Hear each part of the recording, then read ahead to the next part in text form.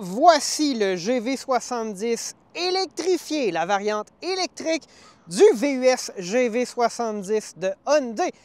Est-ce que cette version un peu convertie à l'électrique du GV70 est compétitive dans le marché d'aujourd'hui? C'est la question à laquelle on va tenter de répondre aujourd'hui dans un nouvel épisode de Plus de millage. Allons-y!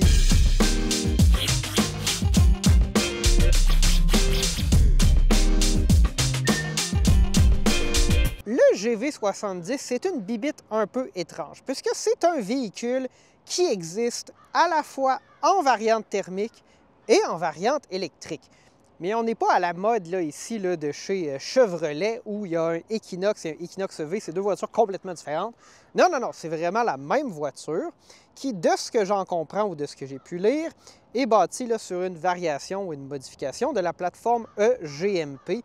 Alexandre m'a dit ça, c'est une auto thermique convertie à l'électrique, mais ça semble un peu flou. Là. Si vous avez des détails exacts, vous pourrez les mettre dans les commentaires. Mais essentiellement, ce qu'on a ici, c'est le GV70, là, qui est un VUS de luxe compact, disons, qui est équipé essentiellement de la batterie de la Ioniq 5. Donc, une batterie qui, en 2026, là, pour le modèle d'aujourd'hui, a une capacité de 84 kWh. Donc, ça nous donne environ 402 km d'autonomie, légèrement plus que les 380 de l'année dernière. On a gagné à peu près 10 probablement de capacité de batterie.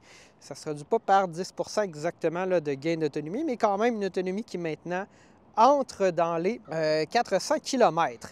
429 chevaux de puissance, mais il y a une fonction boost là, qui nous mène là, à près de 500 chevaux, dans 489 chevaux, je crois, 360 kW.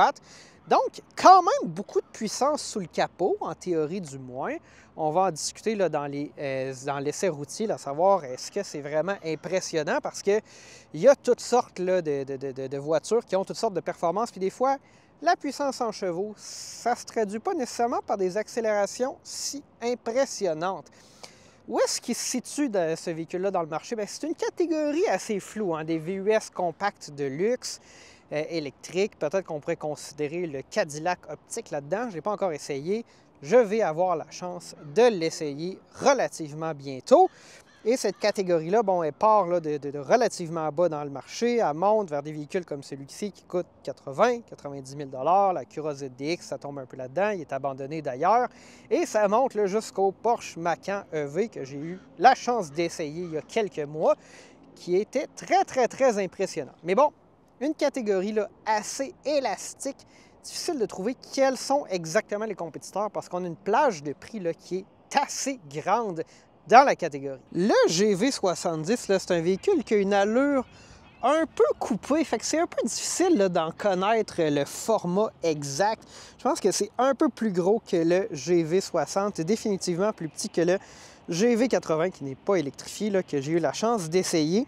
Qu'est-ce que j'ai remarqué? Bien, on a des pneus Michelin Primacy Tour AS, donc ça, quand même, là, quand les constructeurs, des fois, pas au rabais, là, je pense que c'est péjoratif, c'est pas ça le terme que je veux utiliser, mais typiquement plus abordable, Hyundai, Kia se lance dans le luxe avec une marque comme Genesis. Ils pourraient prendre des raccourcis, mais au niveau des pneus, il n'y a rien comme choisir des vrais pneus Michelin qui sont plus chers pour les constructeurs là, pour vraiment bien s'asseoir avec des choses de qualité. Le port de recharge du GV70 se cache à l'avant, donc il y a un petit bouton ici qu'il faut savoir qu'il est là, et puis qu'est-ce qui se cache ici? Un port NACS, donc c'est l'un des modèles qui passe au NACS là, dans le groupe.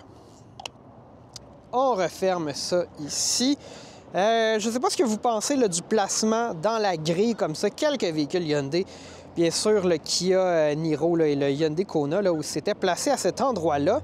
Est-ce que vous trouvez que c'est adéquat? Je sais que pour le Niro et le Kona, on avait mis ça chauffant là, pour pas que ça vienne trop geler l'hiver suite à un passage sur la route.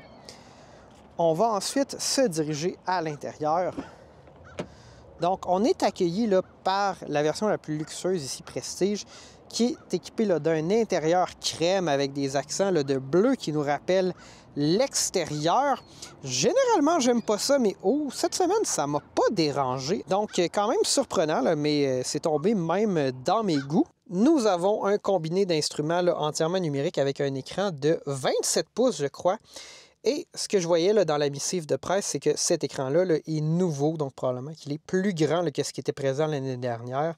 Ici, les petites lumières là, qui regardent notre attention pour le système de conduite là, de cruise control. Nous avons la ventilation aussi là, qui, ici, bon, c'est bien sûr les bas ventilés, là, mais qui est faite à la mode tactile. Donc, c'est pas vraiment un écran, mais aussi un écran, mais bref, assez bien intégré, très, très, très fonctionnel. Quelques modes de conduite, hein, donc sport, confort et éco. Et la première fois que j'ai mis ça en mode sport, c'était assez impressionnant. On s'en reparle sur la route. Le sélecteur de vitesse ici, assez robuste. Bon, rotatif comme ça fonctionne bien. Mais on a ici des commandes là, pour le système d'infodivertissement. Ça va venir, entre autres, zoomer là, dans la carte. Je trouve que celle-ci, un petit peu moins solide. Ça ne donne pas nécessairement l'impression d'être un véhicule à 90 000 $. On a le chargeur à induction. Ici, ça venait, en tout cas dans celui que j'avais pour la presse, avec un adapteur J1772, bien sûr. Les prises USB-C sont cachées ici. Donc, c'est un véhicule là, qui se positionne quand même assez bien comme luxueux, je dirais. Même si je ne suis pas un fan des intérieurs crème, je trouve qu'ici, Genesis a quand même assez bien réussi. J'avais essayé là, comme dernier véhicule chez Genesis, le GV80 coupé. Je trouvais qu'on avait comme essayé trop de rendre ça sport ou de lui donner une allure pseudo-sport. C'était pas bien réussi. Il y avait des faux accents là, de fibre de carbone ou peut-être de vraie fibre de carbone, peu importe. Ici, on a vraiment plus là, un ton luxueux et c'est bien réussi, bien intégré. Pour ce qui est des places arrière maintenant, on a là un intérieur qui est relativement compact, je dirais, à l'arrière. Donc, un dégagement qui est adéquat pour les jambes, mais sans plus. On pourra là, accueillir 2 adultes quand même relativement confortablement. Les mêmes couleurs qui se propagent à l'arrière. On maintient des matériaux souples comme ça ici. Donc, on ne fait pas là, du Honda avec l'intérieur des Genesis. Les petits pare-soleil pour les enfants, c'est toujours pratique. Je pense que c'est fonctionnel comme intérieur à l'arrière. Il y a un espace adéquat, mais j'essaie toujours de me placer à la place de qui va acheter ce véhicule-là. J'ai pas l'impression que c'est nécessairement des gens qui vont vouloir transporter leurs enfants à l'arrière, peut-être. Peut-être qu'on va chercher là, un public là, un peu plus mature. Qui sait? Vous me direz si vous n'êtes pas d'accord dans les commentaires. Donc, on a des places à l'arrière super fonctionnelles, un niveau là, adéquat de luxe et d'équipement, mais j'ai rien à dire de plus. Pour ce qui est du coffre, on doit utiliser notre clé. Peut-être ici là, une petite critique parce que oui, là, je trouve que le véhicule réussit bien à établir là, son allure là, de véhicule luxueux, mais la clé est comme tellement légère en plastique, ça donne pas l'impression que c'est un véhicule de 90 000 $. Je dis ça, mais en même temps, une Bugatti Veyron, ça avait une clé de Jetta 2005, donc des fois, il faut faire des compromis, c'est normal. Au niveau du coffre maintenant, on a un petit bouton ici assez bien intégré. On le presse et le coffre va s'ouvrir. Quand même contrastant d'avoir un coffre là, ici qui est tout noir alors que l'intérieur est beige, mais j'ai l'impression qu'en termes là, de, disons, maintenir une allure propre, c'est probablement une bonne chose. Qu'est-ce qui se cache ici? Bien, on a là, le cache-bagage puis un petit peu de rangement, mais sans plus. Une petite trousse pour le gonflage des pneus. Un coffre adéquat, mais quand même là, notablement plus petit en termes de volume, surtout à cause de la ligne coupée, comparément là, à des VUS là, plus traditionnels thermiques dans la gamme. Et certains là, VUS électriques qu'on voit arriver maintenant avec une coupe plus carrée de VUS, alors qu'ils gagnent en autonomie puis en batterie, on peut faire moins de compromis là, pour l'aérodynamisme. Nous voici maintenant au volant du GV70 électrifié. Qu'en est-il de ces 429 chevaux? Ben, c'est quand même capoté. C'est l'une des choses qui m'a marqué là, du GV70 cette semaine. Puis, en moindre mesure là, du Ioniq 9 que j'ai eu la chance d'essayer récemment. Donc, on a 429 chevaux ici. J'ai utilisé là, la petite fonctionnalité Boost qui, pendant une dizaine de secondes, va nous donner plus de puissance. Mais j'ai été impressionné dans les derniers mois là, par la puissance des produits Ioniq. J'ai jamais eu la chance d'essayer un Ioniq 5N. Puis, au début, ça ne m'intéressait pas. Mais plus j'essaie de véhicules là, qui sont plus puissants dans la gamme, plus ça m'intéresse. Donc, ça va être, là, on va dire, sur ma bucket list d'avoir la chance d'en essayer un éventuellement. Qu'est-ce qui fait que cette dynamique-là est intéressante dans le véhicule et que l'accélération est assez impressionnante là, pour un véhicule de luxe qu'on pourrait s'attendre à ce qu'il soit assez lourd.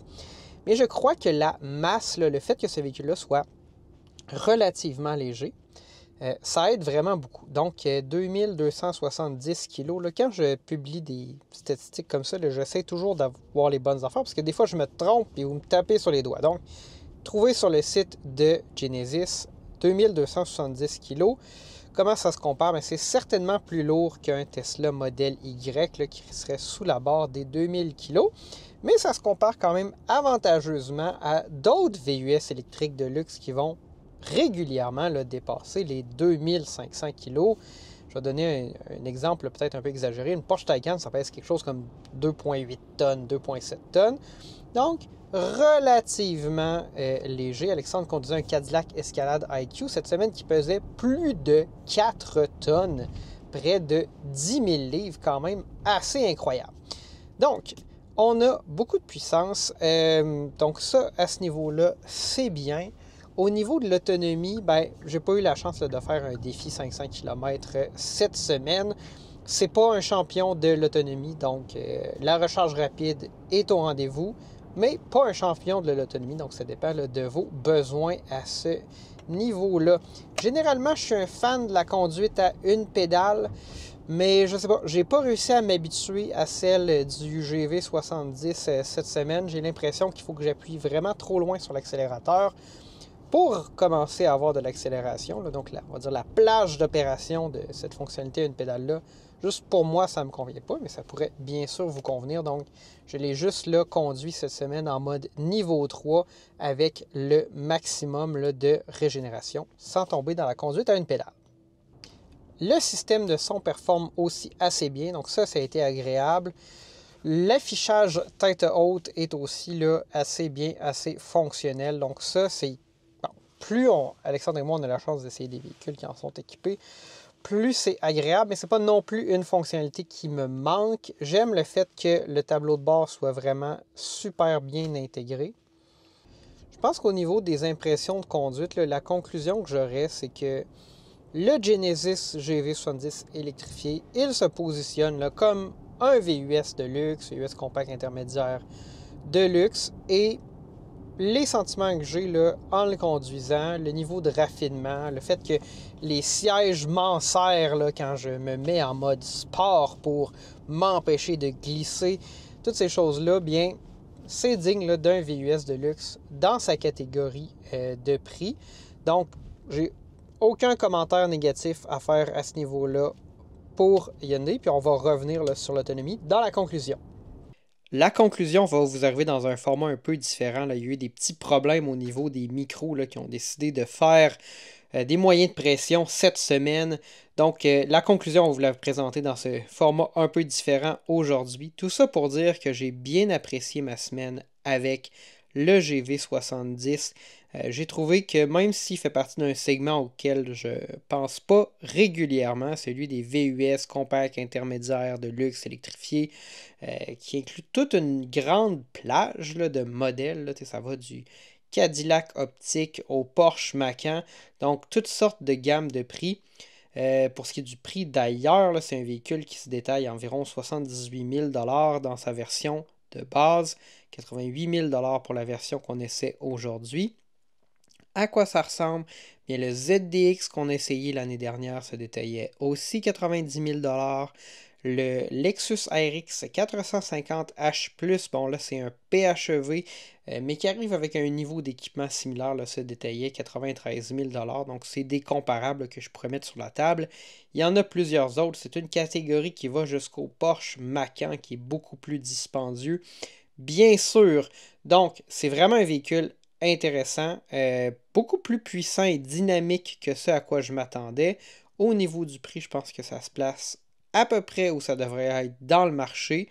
J'ai aucune réserve à ce que vous achetiez ce modèle-là. C'est pas un champion de l'autonomie, c'est pas un Porsche Macan, mais c'est un véhicule qui, au niveau de la recharge rapide, va être très performant. Vous avez le port NACS, donc ça vous donne de la flexibilité. Vous pouvez bien sûr utiliser un adapteur CCS au besoin. Mais vraiment, je pense que Hyundai a un véhicule très accompli dans le GV70 qui ne m'a jamais donné l'impression là, d'être un véhicule thermique qui a été électrifié. Donc, chapeau à Genesis là, pour ce modèle-là. Vraiment, c'est super bien. Si vous voulez le considérer, là, moi, j'ai aucune réserve. Il y a aussi d'autres bons modèles dans le segment. C'était Gabriel pour plus de millage. On se dit à la prochaine.